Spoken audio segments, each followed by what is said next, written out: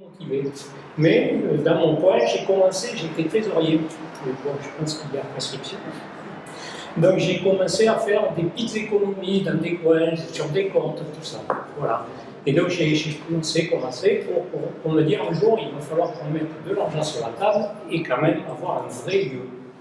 Et le temps passé, un nouveau président est arrivé, en l'occurrence c'était Patrick Badjo, qui a eu cette idée et s'est dit que si on changeait, si on avait des vrais locaux. Je lui ai dit, mais ça tombe bien, j'ai un peu anticipé. Et voilà comment tout à fait le début, c'est le déclic que j'ai retenu. Et c'est lors d'un voyage, on a fait un voyage à Berlin qui était initié par la maison d'architecture à l'époque.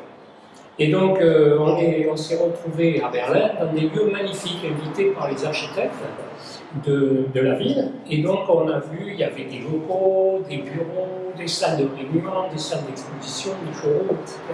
Et donc j'ai trouvé ça magnifique. Et ça, pour moi, ça a été un déclic. Je me dis, c'est que notre profession, il faut la moderniser. Il faut qu'elle ait un lieu, même si on en avait un, mais il était obsolète. Et dès qu'on était nombreux, il fallait demander des autorisations. C'était très complexe et ça nous freinait dans l'envie de nous développer. Et donc quand je suis rentré à Bordeaux, j'en ai parlé au président de l'époque. Voilà. Je suis devenu président de l'ordre. J'ai observé un certain nombre de choses, l'évolution de la profession, et puis on était dans des lieux complètement séparés, il y en avait en haut, en bas, couchés, on savait plus où ils étaient. Et donc le but c'est de se dire, bon, et si on réunissait tout le monde dans une maison qui défend les mêmes idées sur l'architecture, ce serait pas mal. Et donc on a commencé à lancer l'idée. Et là, on était les trois Patrick, et je fais un petit coucou à Patrick Nelly, qui était lui au national, Patrick Massot et moi-même, plus évidemment toute l'équipe qui était avec nous, mais tout le monde n'était pas complètement convaincu par notre idée de venir changer tout ça et de perturber un peu ces habitudes entre ACP, la Maison de l'Architecture, tous ces organismes et ces associations qui voulaient travailler ensemble tout en étant extrêmement séparés. Oui, au-delà du plaisir que j'ai eu d'exercer un mandat de 6 ans, pratiquement 5 ans, moi, à partir de Jean Jaurès ici, je voudrais parler des souvenirs du début, c'est-à-dire le montage du projet qui avait été initié par Patrick Badjo et son équipe, qui avait trouvé ce lieu, la mairie de Bordeaux qui nous l'avait fait acquérir à un prix très avantageux. Et ensuite, quand on nous a refilé le bébé, on s'est comporté comme d'horribles clients, comme tous nos clients habituels. C'est-à-dire qu'on a commencé par s'apercevoir qu'on n'avait pas assez d'argent et couper des morceaux du projet. Alors on ne maltraitait pas trop les architectes parce que c'était des jeunes qui étaient pleins d'énergie. Et on voulait bien tenir un recul, rester vraiment dans notre rôle et laisser faire le projet. Ensuite, il a fallu encore, pendant les travaux, aller chercher de l'argent, des subventions, tout ça. Et puis une fois les travaux réalisé, on était très content d'être là, une belle fête d'inauguration, mais on s'est aperçu qu'il y avait des petits défauts d'usage qu'on a dû corriger. Et c'est vrai que ça nous a pris du temps. Maintenant, vraiment, je remercie les architectes parce qu'en fait, on juge le projet sur le long terme et on est très content. Et pour la séquence émotion, je voudrais rappeler aussi l'inauguration, bien sûr, et puis le fait le moment où on n'est plus président, où on a les résultats des élections et également d'assurants, et puis d'une minute à l'autre, on n'est plus président, on nous jette des tomates, et puis on continue. Alors, le 308, pour nous, c'est notre premier concours que l'on gagne. On est une toute petite agence, on vient de démarrer, et donc, dans Bête d'Aubage, ne sont que des architectes.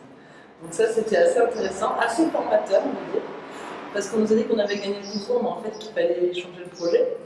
Donc, on a tenu bon, on a tenu bon dans le sens où on avait travaillé sur un projet qui nous semblait assez évident et du coup on souhaitait avoir cette façade vitrée au recul de la façade principale et tout ça. Donc c'est des choses sur lesquelles on a insisté et finalement on est arrivé puisque c'est le cas. On a cette loggia à l'étage et en bas on a un espace où on peut s'abriter.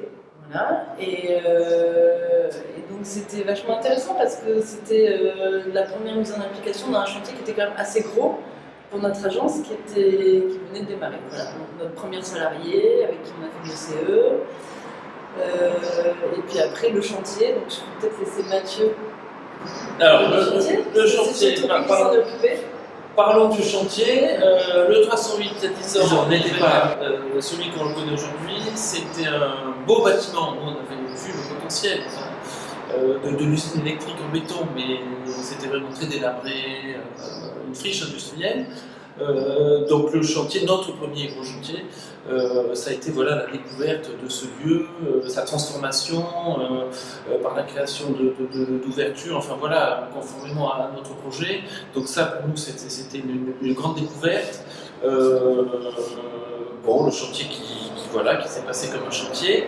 Je peux peut-être donner une petite anecdote. À l'époque, Jean-Christophe Massadin, qui représentait le maître d'ouvrage, m'avait appelé Monsieur Plus en réunion de chantier, en référence aux travaux supplémentaires voilà, dont avait fait l'objet du 308. Mais je dirais que 10 ans après, quand je vois ce qui a été accompli et quelle était l'ampleur des travaux supplémentaires, je trouve que Monsieur Plus, c'était quand même un peu exagéré. Alors il y a 10 ans, je ne m'en rendais pas trop compte, mais là je confirme parce que je pense qu'on a quand même été respectueux de l'enveloppe budgétaire.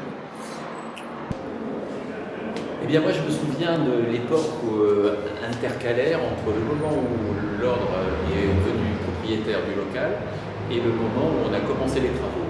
C'est un espace de temps où tout était en gestation et où le lieu était utilisé pour faire des fêtes très destroy. C'était the place to be avant l'alerte. Et on avait tout un tas d'actions qui se passaient ici, où on faisait venir Joffo, on faisait des espaces de la musique techno, voilà. Enfin, donc c'était un lieu vraiment très intéressant qui préfigurait ce qu'allait devenir le 308, sans toutefois avoir pu mettre en place tous les travaux qui ont été faits aujourd'hui. Oui, alors moi, l'expérience que j'ai eue au Conseil de l'Ordre, c'est quand même d'abord énormément de choses à prendre en compte, le régalien, la communication, les questions aussi d'échange, de voyage. Je me souviens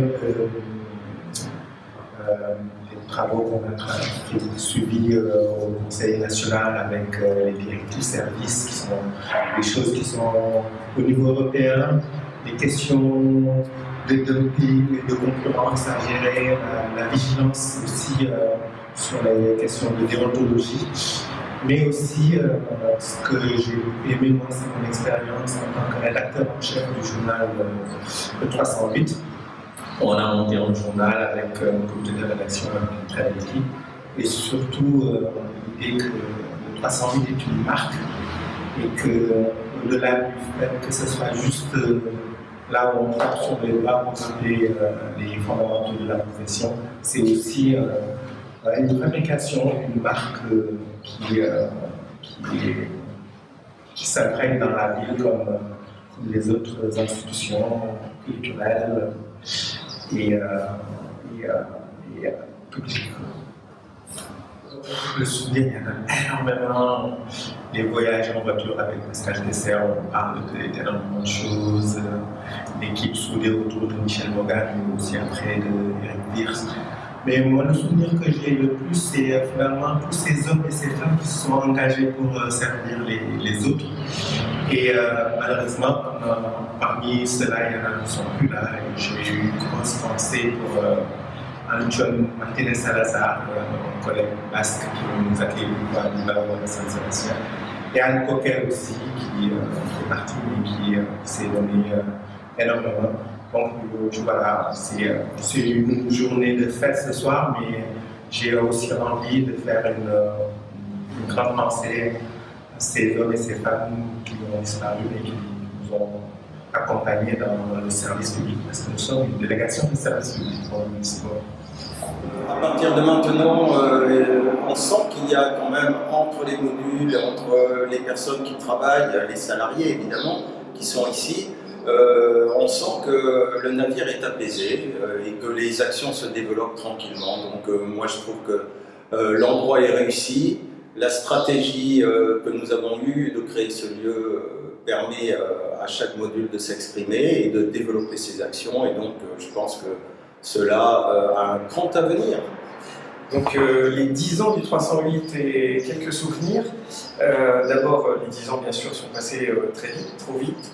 En revanche, je me rappelle avec beaucoup de plaisir, quand nous sommes arrivés dans ce chouette lieu, pas tout à fait fini, mais ça nous convenait. J'étais à ce moment-là secrétaire du conseil régional de l'Ordre, sous la présidence de Michel Moga, et fraîchement élu à la présidence de la maison d'architecture.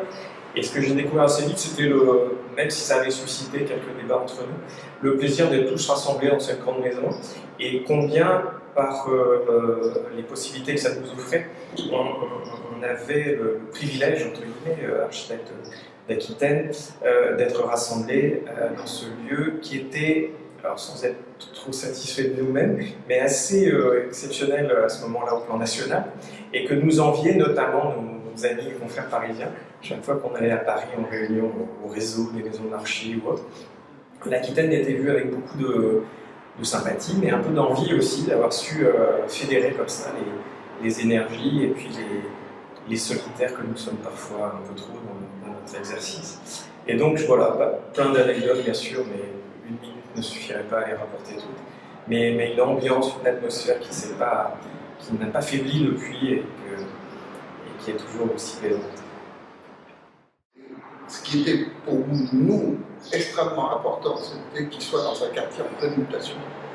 Et ça, c'était extrêmement important parce que les architectes construisent le quai, il faut qu'ils prennent eux-mêmes pour eux-mêmes les risques qu'ils doivent prendre en tant que professionnels et surtout en tant que personnes engagées, que ce soit socialement, environnementalement et culturellement.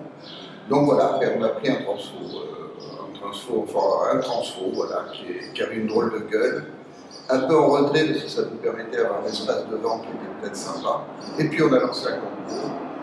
Et puis on était très attachés à ce que ce concours se passe dans les meilleures conditions possibles, ce qui n'était pas évident.